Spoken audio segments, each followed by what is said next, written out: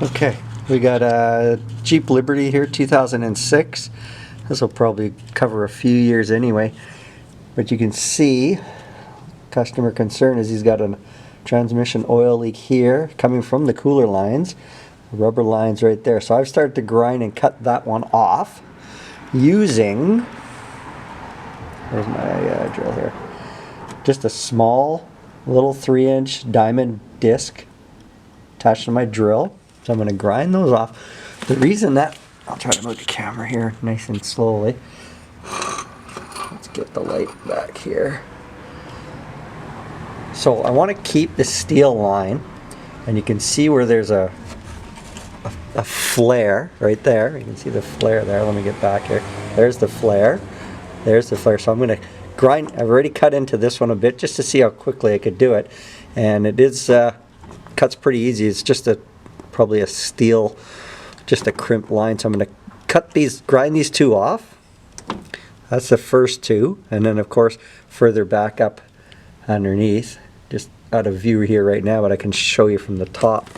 Actually, you can kind of just see them in the back right there. I'm going to go from the top and I'm going to grind those ones out at the same time.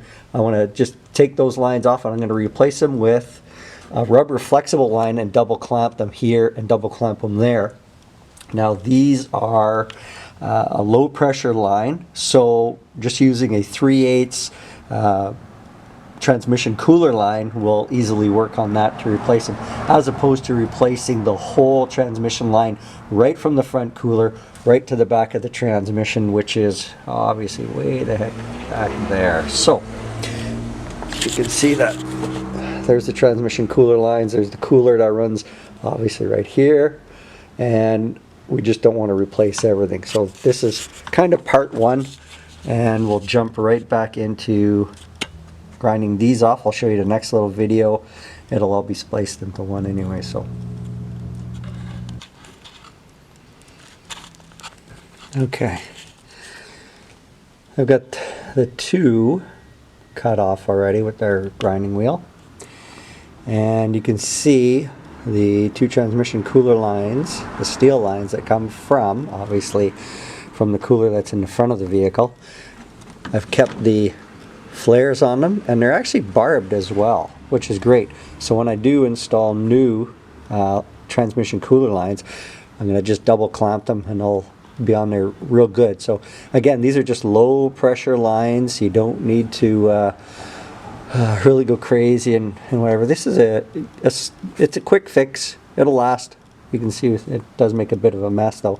I'm going to go off and grind off the other two ends of the flexible lines as well, and then just install 3/8 transmission cooler line on the two there. So here we go. We're just going to shut the camera off and we'll do a little more grinding up top. So these two lines here, total time of grinding and just popping them off was less than 10 minutes. Like really quick, real easy, and again just a little. It's a little tight to get in here with a grinder or a drill, so I'm just using my drill and a 3-inch diamond bit, or diamond grinding cutting wheel, if you will. So there you go. Okay, I've got the rubber lines, flexible lines cut off. You can see the barbs here, flares on the lines. Oh, I'm dropping my light. That's okay, no big deal. And I'll show you the lines, rubber flexible line, and where I cut them off. You can see that I just took a grinding wheel and just cut them. There they go. These things are rock solid, like they got not a lot of flex to give to them. But again, this is an 06. There you go. You can see how I cut them through, split them open just a little bit with a screwdriver, and they pop right off. Let's go back to our barbed line here. Get my light back up there. There you go. So we're going to install some rubber flexible transmission line right now. There goes my light. And we'll just go line to line. And they are movable here. You can move them right now. So get them out of the way if you have to. Do whatever you need to do. You can see that. So bring it back. We'll be doing that next, and it's really about an hour's job, if that. So here we go. We'll get some other line put on them. Okay, last part of the video, you can just see that we've installed our new lines, double clamped them. Got 4 clamps per line. You can see the ones way in the back, right and around there as well. And hard to see at this moment, but see if I can get the light in over here a little bit better, but hang on a second.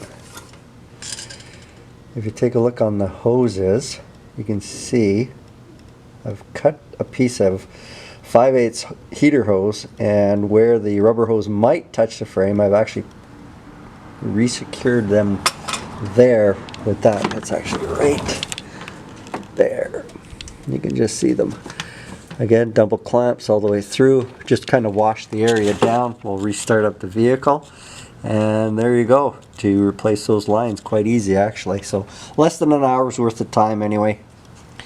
Thanks for watching.